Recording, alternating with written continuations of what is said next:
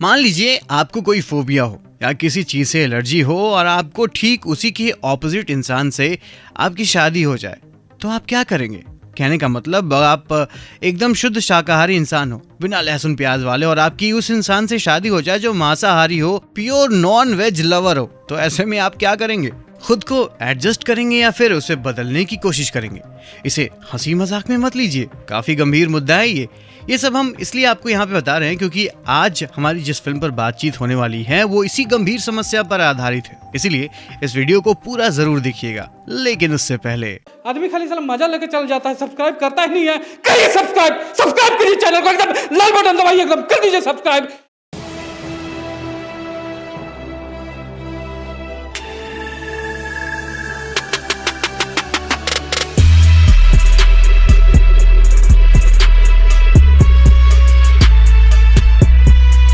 Dear, ये एक Tamil family drama movie है जिसे आनंद रविचंद्रन ने लिखा है और डायरेक्ट भी किया है। कहानी दो अलग अलग पॉइंट ऑफ व्यू से शुरू होती है, जहां एक तरफ अर्जुन जो कि एक जर्नलिस्ट है, उसके बहुत बड़े बड़े सपने हैं, आगे जाना चाहता है, नाम कमाना चाहता है। ऐसे में उसे एक ऐसी लड़की चाहिए जो इन सपनों को पूरा करने में उसका साथ दे।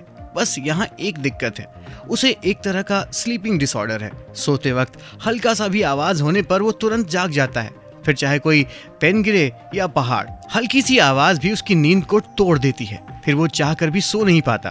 बस इसी दिक्कत से वो परेशान है। दूसरी तरफ है दीपिका, सुंदर, सुशील और सर्वगुण संपन्न। उसके भी कुछ सपने हैं, लेकिन उसे कोई बड़ा इंसान नहीं बनना है, उसे बस अपनी जिंदगी में खुश रहना है। उसके भी बहुत बड़े बड़े हैं, मेरा मतलब सपने बहुत बड़े बड़े हैं, लेकिन उसे भी एक ऐसा इंसान चाहिए जो उसे समझे, प्यार दे। बस यहाँ भी एक दिक्कत है, उसे भी एक तरह का स्लीपिंग डिसऑर्डर था। वो बहुत तेज खर्राटे लेकर सोती थी। आम इंसानों में बहुत तेज, जितने भी लड़के उसे देखने आते खर्राटों का नाम सुनते ही भाग जाते।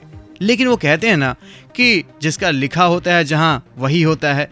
मतलब शादी संयोगवश अर्जुन के घर वाले दीपिका के घर रिश्ता लेकर जाते हैं। दीपिका को देखते ही अर्जुन वहीं पिघल जाता है। लेकिन यहाँ ट्विस्ट ये था कि दीपिका उसे अपने खर्राटों के बारे में नहीं बताती, क्योंकि अर्जुन उसे पहली बार में ही पसंद आ गया था। इसलिए उसे डर था कि कहीं बाकी लड़कों की तरह ये भी ना भाग जाए।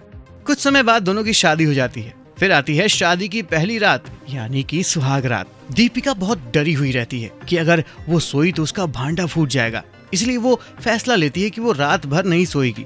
लेकिन अब ये कब तक चलता? अचानक उसे नींद लग जाती है और उसके खतरनाक खर्राटों की वजह से अर्जुन जाग जाता है। उसे ये समझ में आ जाता है कि उसके साथ स्कैम हो गया है, लेकिन अब वो चाह कर भी कुछ नहीं कर सकता था। तब वो दोनों मिलकर डिसाइड करते हैं कि डेली टॉस करेंगे, जो जीतेगा वो उस रात सोएगा। यहाँ दीपिका तो मैनेज कर ले जाती है, लेकिन अर्जुन की हालत खराब हो जाती है। इन खर्राटों की वजह से उन दोनों में आपसी मतभेद बढ़ने लगते हैं, यहाँ तक कि उसकी नौकरी भी चली जाती है, जिसे उसने बड़ी मेहनत से पाया था। वो बहुत फ्रस्ट्रेट हो जाता है। हालांकि कमी उसके अंदर भी थी, फोबिया तो उसे भी था, लेकिन अपने मेल ईगो के सामने उसे कुछ समझ में नहीं आता है और आखिरकार वो दीपिका को तलाक दे देता है। हालांकि दीपिका अपने रिश्ते को बचाने की पूरी कोशिश करती है, लेकिन अर्जुन की जिद के आगे उसे झुकना पड़ जाता है और आखिरकार उन दोनों का तलाक हो जाता है, सिर्फ खर्राटों की वजह से। अजब गजब लीला है भाई। तो अब आगे क्या होता है? क्या उन दोनों का पुनः मिलन हो पाता है या नहीं? ये जानने के लिए आपको ये फिल्म देखनी पड़ेगी। ये फिल्म एक रोलर कोस्टर की तरह है, शुरू से अंत तक उतार चढ़ाव सा लगा रहता है। इसमें कैरेक्टर्स को इस तरह से लिखा गया है कि शुरुआत में हम उससे पूरी तरह से कनेक्ट हो जाते हैं। उनके बीच होने वाली हंसी मजाक, लड़ाई झगड़े बिल्कुल अपने घर जैसे लगते हैं। तो अब सवाल ये आता है कि इस मूवी को देखना चाहिए या नहीं? तो बेशक देखने लायक है।